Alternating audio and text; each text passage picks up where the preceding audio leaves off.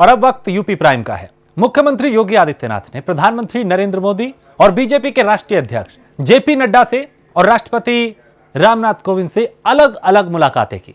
करीब 1.5 घंटे तक प्रधानमंत्री मोदी और योगी की बैठक हुई। बताया जा रहा है कि इस बैठक में मुख्यमंत्री ने अपने 4 साल के कामकाज की रिपोर्ट प्रधानमंत्री को सौंपी है। इसके अलावा यूपी में कैबिनेट विस्तार और अगले साल प्रदेश में होने वाले विधानसभा चुनाव को लेकर भी मंथन हुआ। योगी आदित्यनाथ और बीजेपी के राष्ट्रीय अध्यक्ष जेपी नड्डा ने यूपी में होने वाले बदलाव की रूपरेखा तैयार की है। दोनों की यह मुलाकात करीब 2 घंटे तक चली। ये 3 तस्वीरें हैं अलग अलग, जिसमें पहली तस्वीर में प्रधानमंत्री नरेंद्र मोदी और मुख्यमंत्री योगी आदित्यनाथ नजर आ रहे हैं। दूसरी तस्वीर में बीजेपी के राष्ट्रीय अध्यक्ष जेपी नड्डा और सीएम योगी नजर आ रहे हैं और तीसरी तस्वीर कल की है, जब उनकी मुलाकात गृह मंत्री अमित शाह से हुई थी।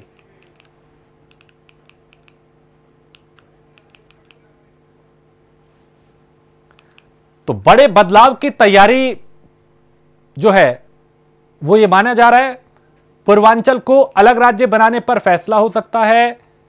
योगी कैबिनेट का जल्द विस्तार हो सकता है। इसके अलावा जितिन प्रसाद और एके शर्मा को मंत्री बनाया जा सकता है। यूपी संगठन में बड़े बदलाव हो सकते हैं, जैसे जाट समुदाय से जुड़े चेहरों को भी शामिल किया जा सकता है। नाराज विधायकों को मंत्रिमंडल में जिम्मेदारी दी जा सकती है। और पिछले 15 दिन में क्या क्या हुआ यह भी हम आपको बताते हैं। 27 मई को अचानक राज्यपाल मध्य प्रदेश से यूपी पहुंचती हैं। राज्यपाल के आते ही मुख्यमंत्री योगी ने उनसे मुलाकात की। राज्यपाल और सीएम के बीच करीब 1 घंटे तक बात हुई। 1 जून को बीएल संतोष और राधा मोहन सिंह लखनऊ पहुंचे। दोनों ने कैबिनेट मंत्रियों और संगठन के नेताओं से मुलाकात की। 5 जून को जेपी नड्डा ने बीएल संतोष, राधा मोहन सिंह से रिपोर्ट ली और 5 जून की शाम को जेपी नड्डा और बीएल संतोष ने प्रधानमंत्री से मुलाकात की। 9 जून को कांग्रेस के दिग्गज नेता जितिन प्रसाद बीजेपी में शामिल हो गए और 10 जून को योगी दिल्ली पहुंचे और अमित शाह से मुलाकात की। 11 को योगी आदित्यनाथ ने प्रधानमंत्री, जेपी नड्डा और राष्ट्रपति से मुलाकात की। अब तक ये इसमें हो चुका है। अपडेट जो है वो ग्राफिक्स के जरिए हम आपको बता रहे हैं।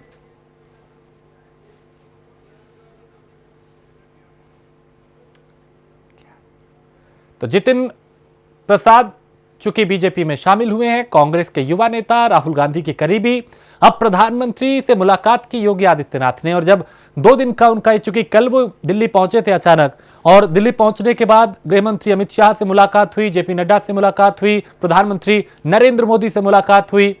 और इन मुलाकातों में मंथन एक तरीके से किया गया है कि संगठन में इस वक्त क्या चल रहा है और आगे क्या तैयारी है। 2022 विजय करना है, जीतना है, और 2022 को लेकर बीजेपी ने अभी से तैयारियां तेज कर दी हैं।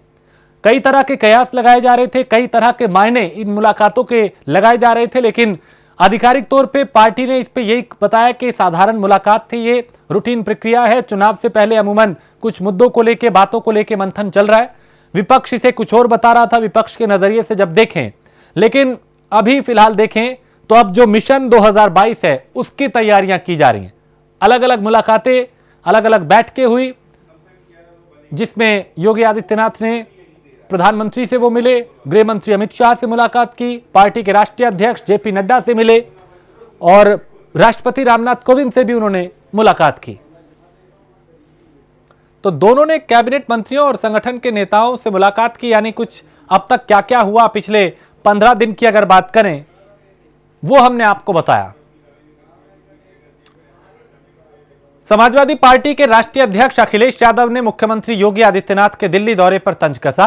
उन्होंने एक ट्वीट के जरिए सीएम पर निशाना साधते हुए कहा कि पद बचाने के लिए सबसे बड़े सूबे के मुखिया दिल्ली दरबार में भटक रहे हैं। इसके अलावा उन्होंने कहा कि उनके बुरे दिन आ गए हैं। जाहिर है कोरोना काल के दौरान सरकार के प्रबंधन और राज्य में हुए पंचायत चुनाव में पार्टी के प्रदर्शन को लेकर बीजेपी संगठन ने यूपी में मंत्रियों और विधायकों से बातचीत की थी। इस दौरान राज्य में नेतृत्व परिवर्तन की अटकलों का दौर भी शुरू हो गया था। हालांकि पार्टी के बड़े नेताओं ने इसे खारिज कर दिया था। तो वहीं 2022 में होने वाले विधानसभा चुनाव के लिए बीजेपी ने अब कवायद तेज कर दी है, कवायद शुरू कर दी है।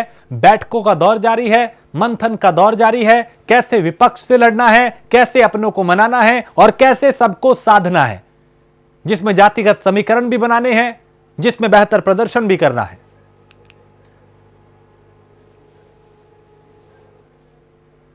तो अखिलेश यादव यहां पे सरकार को घेरते हुए नजर आए। महामारी में महंगे इलाज ने कमर तोड़ दी। अखिलेश ने यह भी कहा सरकार की लापरवाही से सभी को कष्ट हुआ है और सीएम अब अपना पद बचाने के लिए भटक रहे हैं। यह बात भी अखिलेश यादव ने कही कि दिल्ली दरबार में वो भटक रहे हैं और बीजेपी से जनता को कोई उम्मीद नहीं बची, यह भी अखिलेश ने कहा। तो महामारी में महंगे इलाज ने लोगों की कमर तोड़ कर रख दी। यानी ये आधार बना के इन मुद्दों को, इन बिंदुओं को अखिलेश यादव सरकार को घेरते हुए नजर आए।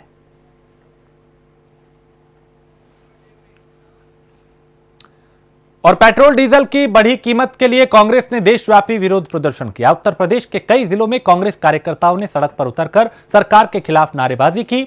साथ ही सरकार से बढ़ती महंगाई पर अंकुश लगाने की भी मांग की। अलग अलग 6 तस्वीरें हैं, कानपुर, वाराणसी, आगरा, सुल्तानपुर, अयोध्या और सहारनपुर की। तस्वीरों में अलग अलग तरीकों से विरोध किया जा रहा है। कहीं पर हाथों में बैनर पोस्टर है, कहीं पैदल मार्च किया जा रहा है, कहीं पे शांति से बैठ के विरोध किया जा रहा है, कहीं मौन रखा गया, कहीं गाड़ी को धक्का मारा गया। अलग अलग तरीकों से विरोध प्रदर्शन किया गया। और इस तरह की तस्वीरें, ये तो आपको हम 6 तस्वीरें दिखा रहे हैं, ऐसी तस्वीरें आज दिन भर देश के अलग अलग हिस्सों से, प्रदेश के अलग अलग जिलों से सामने आई, जहां कांग्रेस ने बढ़ती महंगाई, बढ़ते पेट्रोल डीजल के दाम को लेकर विरोध प्रदर्शन किया।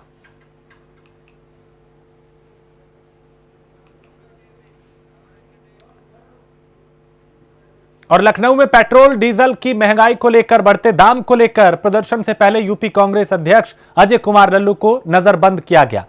उनके अलावा कई कांग्रेस नेताओं को नजरबंद करने की खबर आई। घर के बाहर बड़ी संख्या में पुलिस फोर्स को तैनात कर दिया गया। और यूपी कांग्रेस ने ट्वीट करते हुए कहा कि पेट्रोल डीजल की महंगाई को लेकर देशव्यापी प्रदर्शन में जा रहे प्रदेश अध्यक्ष अजय कुमार लल्लू को तानाशाही सरकार ने प्रदर्शन से पहले ही नजरबंद कर दिया।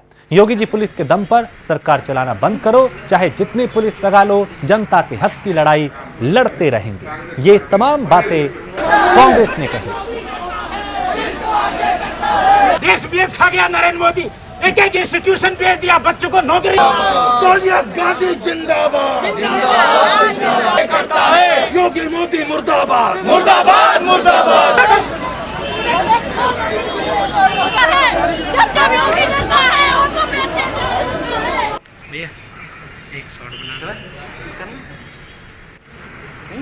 आज देश भर में कांग्रेस पार्टी बढ़ते डीजल और पेट्रोल दामों को लेकर विरोध प्रदर्शन कर रही है। जहां देश के अलग अलग राज्यों में विरोध प्रदर्शन कर रहा है, तो वही उत्तर प्रदेश में भी कांग्रेस कमेटी आज विरोध प्रदर्शन कर रही है। प्रदेश अध्यक्ष अजय कुमार लल्लू और समेत जो कार्यकर्ता है और जो पदाधिकारी है वो विरोध प्रदर्शन कर रहे हैं। गले में देख सकते हैं कि तख्तियां ये लोग डाले हैं और कहीं ना कहीं विरोध प्रदर्शन कर रहे हैं। पेट्रोल डीजल के लिए आप दामों को व्यक्त कर रहे हैं। और सुबह प्रदेश अध्यक्ष अजय कुमार लल्लू को हाउस अरेस्ट कर दिया गया था, जिसके बाद कांग्रेसी कार्यकर्ताओं ने विरोध प्रदर्शन किया और अजय कुमार लल्लू को उनके घर से नीचे लाया गया और अपने कार्यकर्ताओं के साथ, पदाधिकारियों के साथ विरोध प्रदर्शन कर रहे हैं। हमारे साथ अजय कुमार लल्लू प्रदेश अध्यक्ष है। अध्यक्ष जी, देश भर में कांग्रेस आज प्रदर्शन कर रही है पेट्रोल डीजल के दामों को लेकर, आप लोग क्या विधानसभा जाना चाह रहे हैं? देखिए, आज पेट्रोल पंपों पर कांग्रेस पार्टी आदरणीय सोनिया गांधी जी के निर्देश पर हर पेट्रोल पंपों पर आंदोलन करने वाली है। सरकार ने पहरे लगाए हैं, पुलिस लगाए हैं, ये पुलिस हमको रोक नहीं पाएगी। लाख दमन कर ले, कांग्रेस पार्टी इस महंगाई के खिलाफ, बढ़ते हुए पेट्रोल डीजल के खिलाफ संघर्ष करेगी। परिणाम जो भी हो, लाठी खाएंगे, जेल जाएंगे, लेकिन आवाज को बुलंद करेंगे। अजय जी, बड़ी संख्या में पुलिस के जो है अधिकारी पहुंच गए हैं, कार्यकर्ता अधिकारी मौजूद हैं, पुलिसकर्मी मौजूद, क्या लगता है जाने देंगे? जाएंगे, मजबूती से जाएंगे, जरूर जाएंगे, लड़ेंगे इस सरकार के खिलाफ। देखिए, ये अजय कुमार लल्लू प्रदेश अध्यक्ष उत्तर प्रदेश कांग्रेस कमेटी है और कहीं ना कहीं इन्होंने कहा कि हम जाएंगे, चाहे पुलिस जितना चाहे रोकना चाहे रोक ले। और तस्वीरों देख सकते हैं कि यहाँ पर भारी पुलिस संख्या में पुलिस बल तैनात है, पुलिस के आला अधिकारी मौजूद है और लगातार जो कांग्रेस प्रदर्शन कर रही है, उत्तर प्रदेश कांग्रेस प्रदर्शन कर रही है और कहीं ना कहीं देश भर में कांग्रेस प्रदर्शन कर रही है। उनका साफ तौर पे यही कहा जा सकता है कि अब से कुछ ही देर बाद पुलिस का जो बड़ी संख्या में आला अधिकारी और पुलिस के जो यहाँ पर अधिकारी मौजूद है, वो अजय कुमार लल्लू को कुछ देर में हिरासत में ले सकते हैं। कैमरा पर्सन के साथ मैं जितेंद्र सिंह, प्राइम न्यूज, लखनऊ।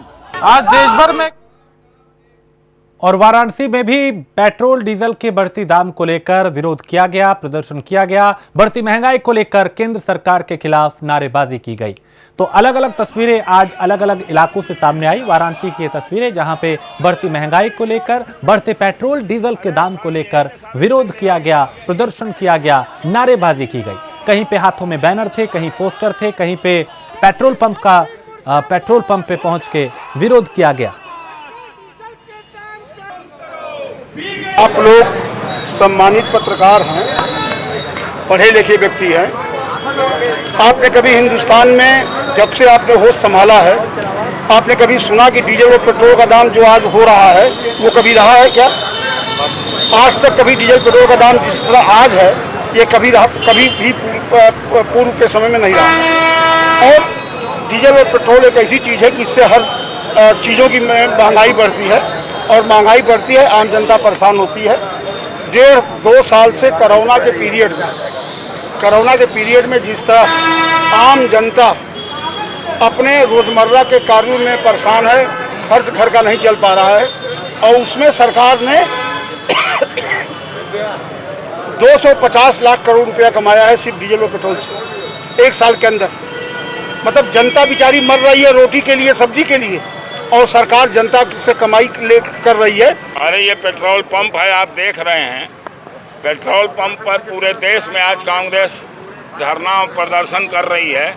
प्रतीकात्मक रूप से हम ये बताने के लिए आए हैं कि आज़ादी के बाद आज तक कभी 100 रुपया डीजल या पेट्रोल नहीं हुआ था, और आज डीजल और पेट्रोल 100 रुपया हुआ है।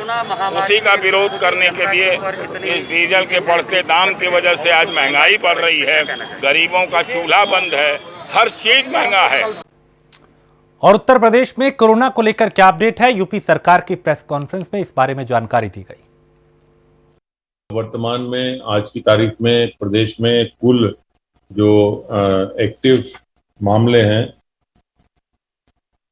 उनकी संख्या 11,127 रह गई है।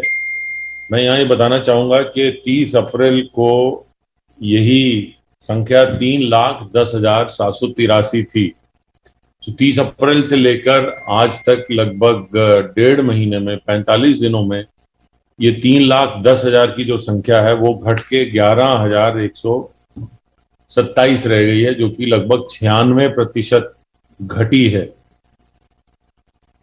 प्रदेश में अब 11,127 एक्टिव जो मामले हैं, इनके बारे में बताना था कि प्रदेश सरकार द्वारा माननीय मुख्यमंत्री जी के नेतृत्व में जो हमारी 3T की जो एक एग्रेसिव पॉलिसी अपनाई गई कि एग्रेसिवली घर घर जाके ट्रेस करना, टेस्ट करना और उनको ट्रीट करना, ये 3T का जो एक मॉडल, उत्तर प्रदेश मॉडल जो आया है, इसके साथ जो मॉडल की विशेषता वो रही है कि आंशिक कोरोना कर्फ्यू लगाया गया, और इसके साथ साथ टीकाकरण बहुत तेजी से किया जा रहा है।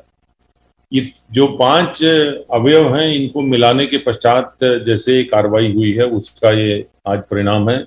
मैं यहाँ बताना चाहूँगा कि 2,76,000 से अधिक सैंपल जो हैं वो टेस्ट हुए हैं, और ये इतनी अधिक संख्या में सैंपल टेस्ट करने वाला पहला प्रदेश है। यहाँ 5,27,000 सैंपल अभी 5,27,00,000 सैंपल अभी तक टेस्ट हो चुके हैं, जो कि देश में सबसे किसी भी प्रदेश द्वारा सबसे अधिक सैंपल जांचे गए हैं। जिलों के बारे में मैं ये बताऊंगा कि आज 7 जनपदों में एक भी नया मामला नहीं आया है, और 45 जनपदों में ये सभी मामले सिंगल डिजिट में हैं, एक इकाई की संख्या में है, और केवल 23 जनपद ऐसे हैं जहां पर कि ये डबल डिजिट में है, जहां पर कि 10 या उससे अधिक मामले हैं। 2,76,000 से अधिक टेस्ट में 619 मामले निकले हैं। ये जो मैंने जैसे बताया, ट्रेस, टेस्ट और ट्रीट, जो ट्रेसिंग की गतिविधि जो चल रही है 97,000 गांवों में और हमारे सारे प्रदेश शहरों में, पिछले 1 वर्ष से ये एक घर घर जाने की जो एक व्यवस्था इस पूरे मॉडल में की गई थी, उसमें लगभग 18 करोड़ परिवारों तक उत्तर प्रदेश सरकार की जो मशीनरी है, स्वास्थ्य विभाग या राजस्व विभाग के लोग पहुंचे हैं और घर घर जाकर हालचाल लिया है। 5 मई से एक विशेष अभियान ग्रामीण क्षेत्रों में चलाया गया कि ग्रामीण क्षेत्रों में अब हमारी जो निगरानी समितियां हैं 97,000 गाँव में लगभग 80,000 से अधिक जो हमारी निगरानी समितियां हैं वो घर घर जा रही हैं, घर घर जाकर लक्षण वाले व्यक्ति को जो है उनको खोज रही हैं, हर व्यक्ति से लक्षण पूछ रही हैं। अगर मान लीजिए लक्षण नहीं भी है, हल्का बुखार है, तो उनको मेडिकल किट दी जा रही है। लगभग 11.25 लाख से अधिक लोगों को ये मेडिकल किट बांटी गई हैं और टेस्ट कराए गए हैं। पिछले 1.5 महीने में 31 मार्च से लेकर अभी तक जितने भी टेस्ट कराए गए हैं, लगभग 65% टेस्ट जो हैं वो ग्रामीण क्षेत्रों के हैं। बीते समय में कुछ लोगों ने ये आशंका व्यक्त की थी कि ग्रामीण क्षेत्रों में कोरोना फैल सकता है, और ये भी विशेषज्ञों की एक आशंका थी कि उत्तर प्रदेश में मई के मध्य में लगभग 1 लाख मामले प्रतिदिन आएंगे और मई के अंत तक 30 लाख कुल मामले हो जाएंगे। मैं यहाँ बताना चाहूंगा कि माननीय मुख्यमंत्री जी के निर्देशन में, नेतृत्व में जो ये 3T मॉडल और कोरोना कर्फ्यू और जो टीकाकरण का एक एग्रेसिव कैंपेन चलाया गया है, उसका नतीजा है कि अब सारे विशेषज्ञों की राय को झूठा करते हुए आज केवल 11,127 मामले जो हैं केसेस कोरोना के प्रदेश में हैं। एग्रेसिवली जो ट्रीट करने का मैंने आपको बताया कि पिछले लगभग 1.5 साल से जो अवस्थापना सुविधाओं में तेजी से बढ़ोतरी हो रही है। पिछले 4 सालों में प्रदेश सरकार ने 39 नए मेडिकल कॉलेज बनाए हैं और इसी प्रकार से पिछले साल भर में जो बेड की संख्या है, उसमें ऑक्सीजन बेड, आइसोलेशन बेड की संख्या है, वो बढ़ाया गया है। लगभग 80,000 बेड जो हैं वो प्रदेश में स्थापित कराए गए हैं। तो ये एक ट्रीटमेंट तुरंत ट्रीट करने करके टेस्ट करने का, और ये टेस्ट की संख्या घटाई नहीं जा रही, जबकि देश में कई प्रदेशों में मामले कम होने पर टेस्ट की संख्या भी घटा दी जा रही है। और कई प्रदेशों में तो जितने मामले हमारे यहाँ कुल हैं 11,127, उससे अधिक जो है प्रतिदिन आ रहे हैं। और ऐसे प्रदेश हैं जिनकी की जनसंख्या या तो उत्तर प्रदेश से आधी है या आधी से भी कम है। तो ये दर्शाता है कि किस प्रकार उत्तर प्रदेश का जो यूपी मॉडल है वो सफल हो रहा है। और उत्तर प्रदेश में लगातार कोरोना मामलों में गिरावट आ रही है। वहीं हरदोई में भी कोरोना मामलों में तेजी से गिरावट आई है।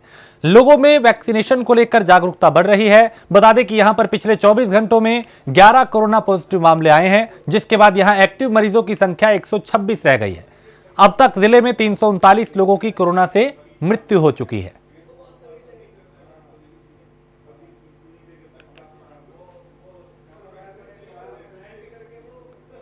और यूपी सरकार फसल को एमएसपी रेट पर खरीदने का दावा कर रही है। टारगेट से अधिक गेहूं खरीदने का दावा किया जा रहा है। और वहीं अगर जमीनी हकीकत की बात करें तो सच्चाई कुछ और है। बता दें कि रायबरेली के मुख्यालय पर स्थित नवीन गल्ला मंडी में बने गेहूं खरीद केंद्र पर किसानों को अपने गेहूं बेचने के लिए कड़ी मशक्कत का सामना करना पड़ रहा है। गेहूं खरीद के लिए 4 दिन पहले टोकन जरूर मिल गया था, लेकिन 4 दिन बीत जाने के बाद भी उनके गेहूं की तोलाई नहीं हो पाई है, जिसे लेकर किसान काफी परेशान हैं।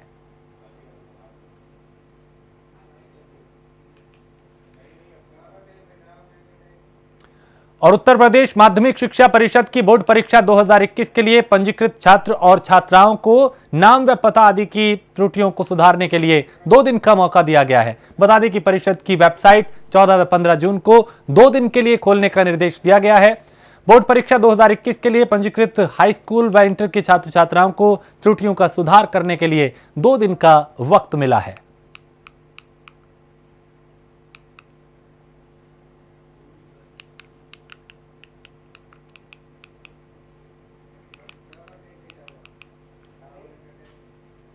और इटावा पुलिस ने अवैध गांजे का धंधा करने वाले आरोपियों के खिलाफ ताबड़तोड़ कार्रवाई शुरू कर दी है। ताबड़तोड़ फायरिंग की जा रही है, कार्रवाई की जा रही है। और इसमें कई, चूंकि पिछले कुछ दिनों में हम देखें तो कई बदमाशों के साथ फायरिंग भी हुई, मुठभेड़ हुई, जिसमें कई बदमाशों को घायल करके उन्हें शिकंजे में लिया गया। कई नशे के जो सौदागर हैं उनको शिकंजे में लिया गया। कहीं शराब तस्करों को पकड़ा गया, कहीं गांजा तस्करों को पकड़ा गया, कहीं स्मैक तस्करों को पकड़ा गया। यानी पुलिस प्रशासन पूरी तरह से अलर्ट है। और इटावा में भी पुलिस की जो गंभीरता है, सतर्कता है, उसके चलते 6 गांजा तस्करों को पुलिस ने पकड़ा है, जिनके पास से गांजा भी बरामद किया गया है, वो भी बड़ी मात्रा में।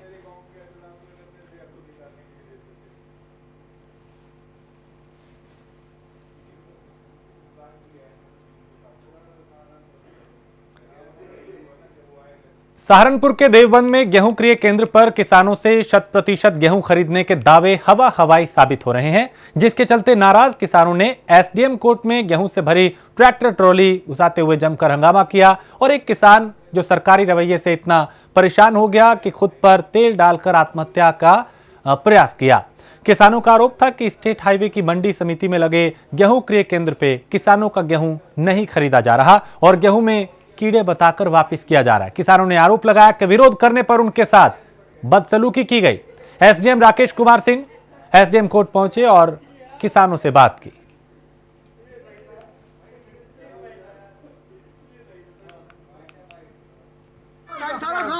ये कुछ किसान आए थे, उनका ये कहना था कि जो है हमारी गेहूं नहीं तोल रही है, ठीक है, जड़ौदा जट थे।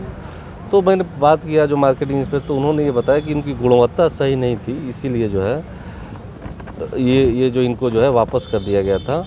और इनके जो गेहूं थी जिसकी गुणवत्ता अच्छी थी, जिस गुणवत्ता मानक के अनुसार थी, उसको खरीद लिया गया है। बाकी जो इनका जो गेहूं उसमें सुरसुरी और कुछ कीड़े उड़े लगे हुए थे, तो उसको सैंपल को आगे भेज दिया गया है जांच के लिए। यदि वो मानक के अनुसार सही पाया जाएगा तो फिर उसकी।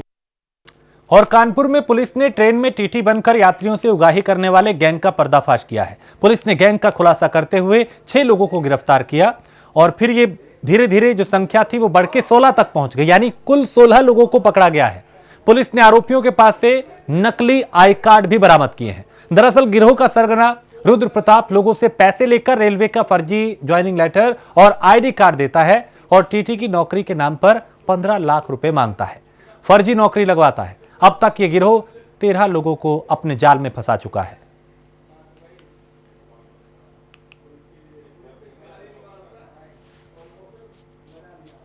एक मेन आदमी दिनेश कुमार गौतम पकड़ा गया। ये देहरादून का रहने वाला है। इसने अपने आप के यहाँ के टीटी लोगों की चेकिंग के दौरान बताया कि मैं स्टाफ हूँ। उन्होंने कहा कौन से स्टाफ हो, तो बोला मैं टीटी हूँ। तो उनको शक हुआ कि भाई मैं कानपुर पे हूँ, मैं इसको जानता नहीं हूँ। तो उसने फर्जी एक आई कार्ड अपना लेटर दिखाया कि मुझको नौकरी लगी है और भी बहुत सारे लोगों के यहाँ नौकरी दी गई है। तो पहले तो दिनेश कुमार गौतम ही पकड़ा गया जो अपने आप को टीटी बता रहा था, लेकिन उसके पकड़ने के बाद फिर खुलासा हुआ कि इस तरह से 10, 12, 13 लोग यहाँ पे और काम कर रहे हैं, जिनको एक गिरोह है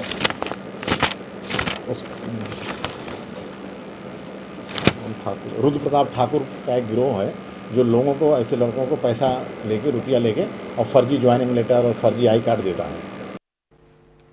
बांदा के पारा बिहारी गांव में एक महिला के परिजनों ने ससुर को पीट कर मौत के घाट उतार दिया। दरअसल मृतक व्यक्ति के बेटे की कुछ साल पहले मौत हो गई थी, जिसके बाद ये जो महिला है उसके परिजन मृतक पर जमीन अपनी बेटी के नाम करने का दबाव बना रहे थे, जिसके चलते दोनों पक्षों में विवाद हुआ था।